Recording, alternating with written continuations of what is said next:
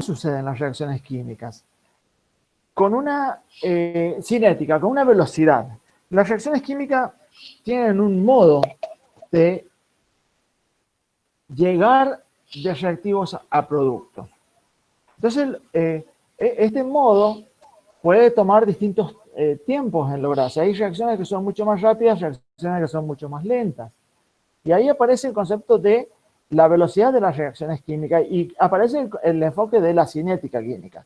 Si yo quisiera medir, de alguna manera, con qué velocidad sucede una reacción, así como ustedes en el secundario, en algún momento en física, quizás vieron la ecuación de velocidad, que es esta relación espacio versus tiempo. Es decir, estás midiendo un delta espacio, ¿cierto? Una determinada área o un determinado metraje recorrido en función del tiempo. Bueno, estás viendo en realidad un cambio, ¿no? Una variación. Entonces, en química también se puede realizar de la velocidad con la cual suceden las reacciones.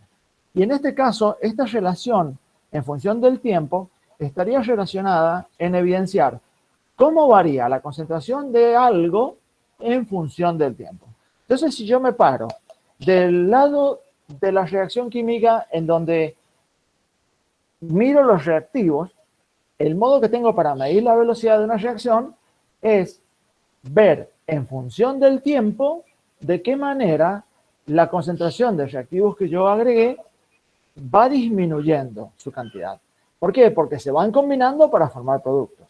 Pero también puedo medir la velocidad de una reacción parándome del otro lado de la flechita de la ecuación, de la ecuación química. Y sería que partir de 0 productos no tengo nada y en función del tiempo ir viendo cómo van apareciendo los productos, es decir, cómo va aumentando la concentración de los productos. Entonces, la velocidad de una reacción, sin ninguna duda, se puede medir viendo la variación de la concentración de algo en función de la variación del tiempo, en un periodo de tiempo. Entonces, podemos, a partir de la cinética química, definir qué es la velocidad de una reacción. Entonces, es una medida de la rapidez con la que se forman los productos, si yo estoy mirando del lado derecho de la ecuación química que escribí en el papel, o de la variación con la que está cambiando la concentración de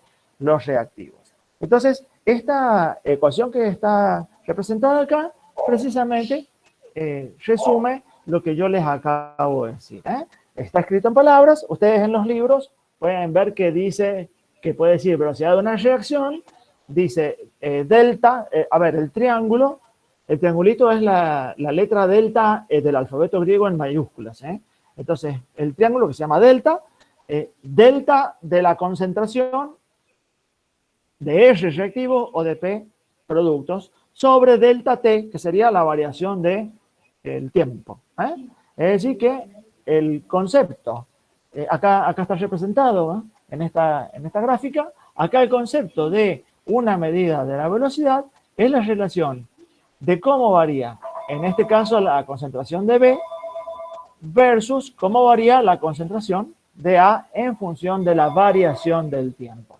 Entonces, si nosotros vemos que partimos desde esta concentración molar de reactivos, si partimos de esa concentración molar de reactivos, estamos parados en esta gráfica de velocidad, va disminuyendo la concentración de los reactivos hasta que prácticamente desaparece por consumo. Pero al mismo momento, a medida que va desapareciendo los reactivos, comienza a aparecer el aumento de la concentración de los productos hasta el punto en el cual se agotan todos los reactivos. Entonces, esta sería una representación gráfica de la variación de la concentración en función del tiempo que se hace referencia a este cociente, a esta relación que está representando la velocidad de una ecuación química. Pero aparece otra pregunta. ¿Cómo suceden las ecuaciones químicas? se fundamenta que dos átomos, dos compuestos, den lugar a un producto. Bueno, esto se explica a través de lo que se conoce como la teoría de las colisiones.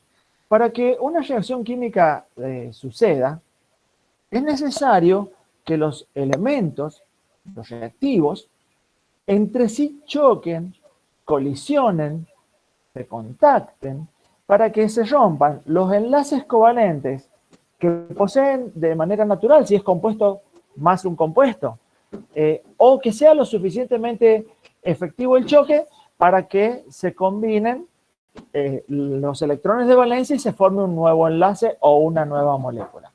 Es decir, que si nosotros imagináramos una reacción química, podemos nada más ni nada menos que pensarlo, no sé, con pelotitas de tenis, qué sé yo, por decir algún ejemplo, ¿no?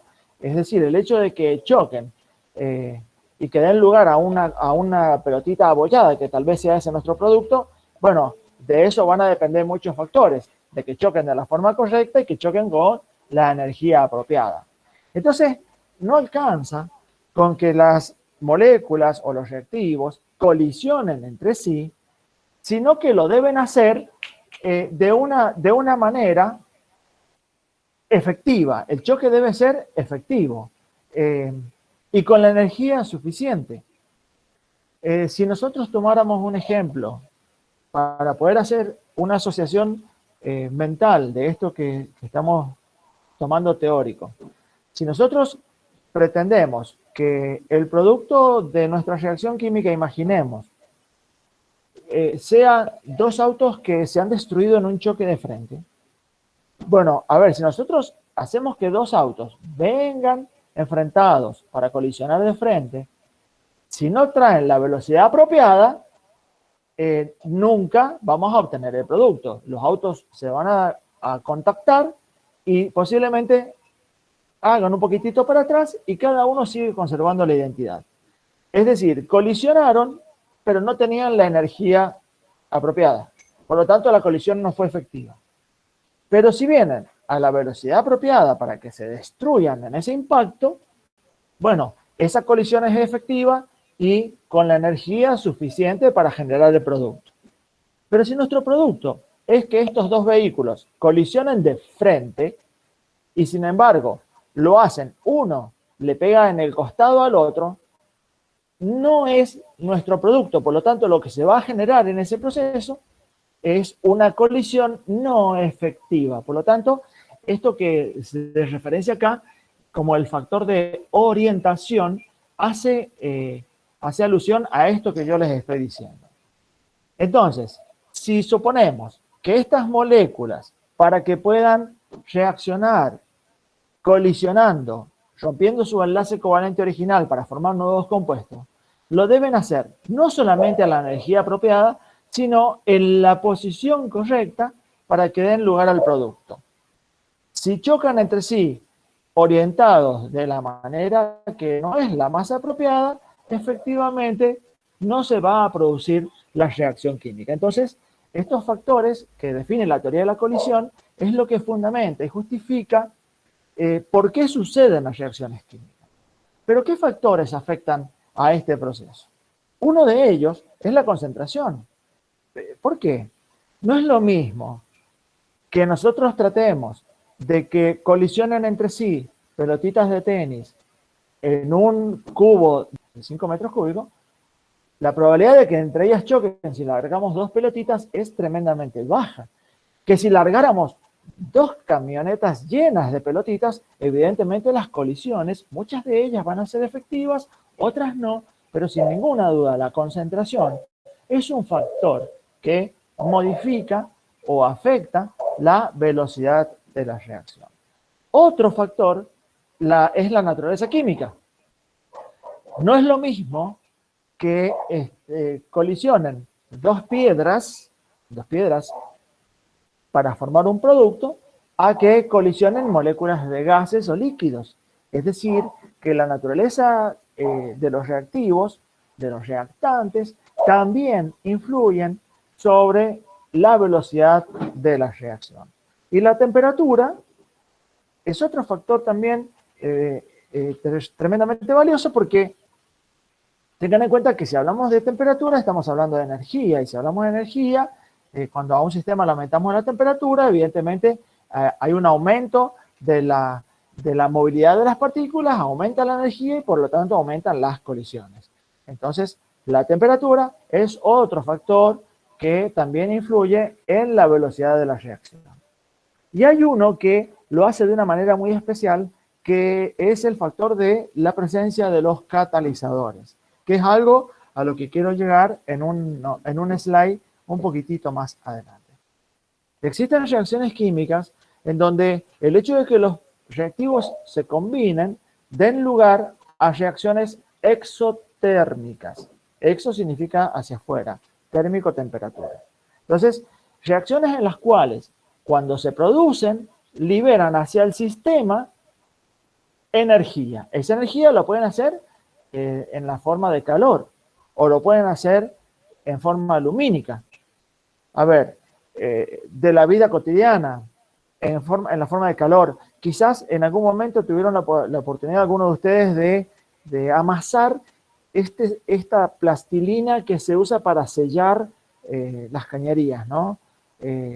Cuando vos tenés los dos componentes de la masilla de distintos colores, si están juntos, si están quietitos, nada, siguen manteniendo su identidad. Pero basta con que comiences a amasarla con los dedos y comienza a mezclarse y empieza a levantar temperatura. Hasta que llega un momento en el cual se logra el objetivo final, que es este pegamento que uno está buscando lograr, ¿no? O este sellador. Eso es una reacción exotérmica. Vos sentís el calor en tu mano. Reacciones lumínicas. Bueno, estas luces de emergencia, viste que le haces un crack, que los quebrás en las fiestas, estas pulseras que son luminiscentes, cuando vos le empezás a romper el vidrio adentro, bueno, lo que está sucediendo ahí, que la reacción que sucede, que se desarrolla, es netamente emisora de energía lumínica. Y por esa razón, estos accesorios para las fiestas o estas luces de emergencia producen esta iluminación, ¿no? Están siendo reacciones exergónicas. El concepto exergónico está hablando de eliminación de energía. Y las reacciones endotérmicas, creo que no hay mucho que discutir. Basta en pensar que es toda reacción química en la cual vos necesitas calentarlo al sistema para que la reacción química se produzca, ¿no? Muchas veces lo hacemos en casa cocinando, lo hacemos en el cotidiano calentando para que una reacción química suceda. ¿Y por qué puse estos dos gráficos?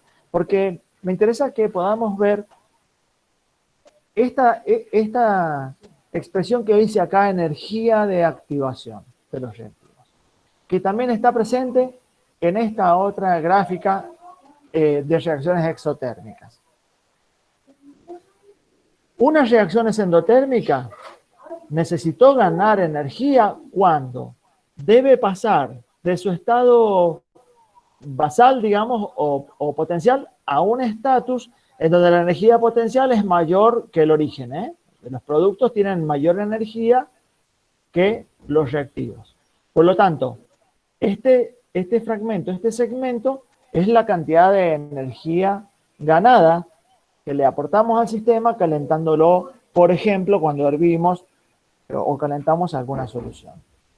Y en este sistema, el exotérmico, los reactivos pasan de un nivel de energía potencial a un estatus que es producto de energía potencial menor. Por lo tanto, esta brecha de energía que está acá es la que se pierde si es calor, calentando el entorno, o si es lumínica, bueno, como les dije el ejemplo, como una fuente de energía que emite luz o brilla o algún tipo de otra manifestación de la energía. Pero acá la clave es tener presente el concepto de energía de activación. Ustedes, fíjense lo que yo les comentaba cuando hablaba del modelo de estas dos masillas comerciales que tenés que amasarlas para que la reacción suceda. El hecho de que estén ellas dos con su propia energía potencial natural, que tienen cada una de estas masillas de diferentes colores, que son el reactivo A y el reactivo B, que estén solas, juntas, están en contacto y no pasa absolutamente nada, eso se justifica y nos muestra que los reactivos, para poder pasar a productos, necesitan saltar una brecha energética. Así como yo les comenté en esta simulación de que nuestro producto son dos autos que deben chocar de frente, colisionar de frente. Si no tienen la energía suficiente, cuando se contactan entre ellos, simplemente retroceden y cada uno conserva su identidad. Estamos hablando de que el sistema se está moviendo en este entorno, en el entorno de energía suficiente y necesario para no poder saltar este pico. Es decir, que el sistema no ha alcanzado la energía de activación suficiente para que desde este punto pueda transicionar a productos. Es decir, que los choques de las moléculas o de los átomos no están teniendo no solamente la orientación, sino en este caso estamos concentrados ahora en energía, no tienen la energía suficiente para superar a la energía de activación y el sistema avanzar a productos. Pero, ¿qué pasa en este punto? Quiero que tanto en una reacción exotérmica como una endotérmica ustedes entiendan que en ambos dos sistemas siempre existe la energía de activación, aunque la reacción sea endo o exotérmica. Y la diferencia es esta que está acá, es siempre la energía necesaria y suficiente para superar esta brecha, para superar este pico, que es el complejo activado. Entonces, el complejo activado es imaginariamente un momento en el cual, si nosotros pudiéramos sacarle fotos a este sistema que yo estoy postulando hoy como una manera de pensar de los dos autos que colisionan de frente, si nosotros sacáramos fotografías instantáneas, podríamos sentir que una de las fotos concentra en esa imagen los dos autos contactados en la posición correcta, con la sumatoria de toda la energía de cada uno de ellos suficiente y necesaria. Y la próxima imagen serían los autos destruidos. Y la imagen anterior serían que los autos todavía o casi no se están ni tocando.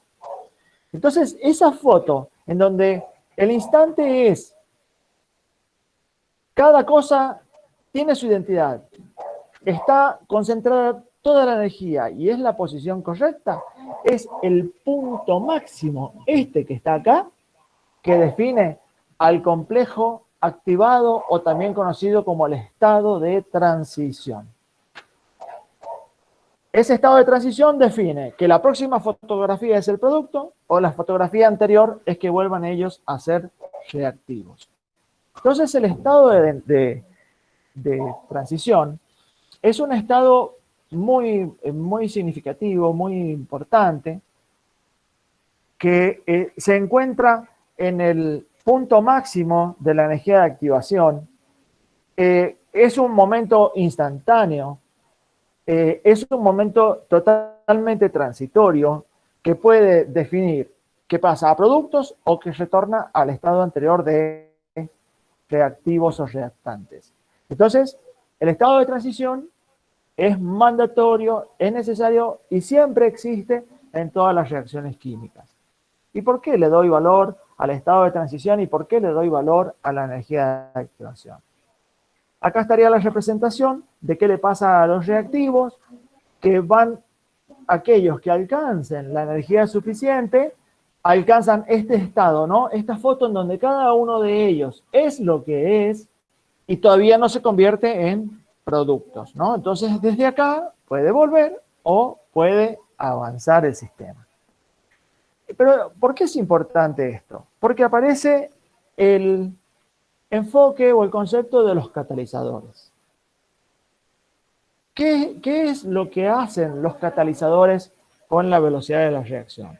Primero, hay que entender que un catalizador, como definición, es un compuesto, es una molécula que forma parte de las reacciones químicas, que forma parte del estado de transición, pero que al final de la reacción se recupera tal cual como es, con su propia identidad, distinta de los productos. Es decir, que el catalizador forma parte de la reacción química y al final se recupera separado de los productos.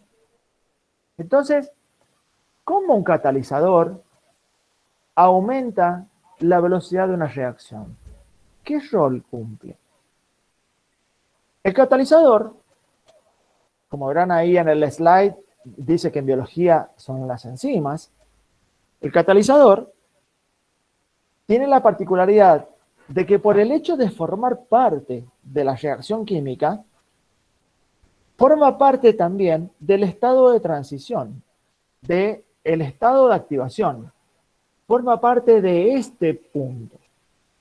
Entonces, cuando el catalizador forma parte de la reacción, la particularidad es que él le crea un camino alternativo al sistema de menor energía de activación, y esa es la razón por la cual la reacción sucede con mayor velocidad. Es decir, que la brecha que los reactivos deben superar sin el catalizador viene a encontrar un camino alternativo de menor energía. Entonces, pasan con mayor eficiencia los reactivos esta brecha energética con la presencia del catalizador. Por lo tanto, el concepto básico y fundamental del catalizador es que forma parte de la reacción química, forma parte del estado intermedio o de transición, y a la reacción química le crea un camino alternativo, diferente, de menor energía de activación para el sistema. Entonces, de esta manera, en biología, nosotros encontramos que muchas reacciones químicas suceden porque están presentes las enzimas. Ya vamos a trabajarlo de una manera muy particular el concepto de enzimas, porque están presentes estos catalizadores biológicos que lo que le van otorgando a las reacciones metabólicas de nuestras células caminos alternativos de menor energía para que puedan superar esta brecha. Al punto tal que hay numerosas evidencias científicas de que reacciones químicas que suceden en el citoplasma, si no estuviera presente las enzimas, es probable que nunca sucedieran o que quizás tardarían años en que la reacción ocurra. Sin embargo, la presencia de los catalizadores hacen que esta reacción suceda de manera instantánea e inclusive hasta en un espacio de tiempo que es muy difícil de medir, de tan veloz que el mecanismo o que el proceso sucede. Nos vemos en el próximo encuentro. Que estén todos muy bien y muchísimas gracias.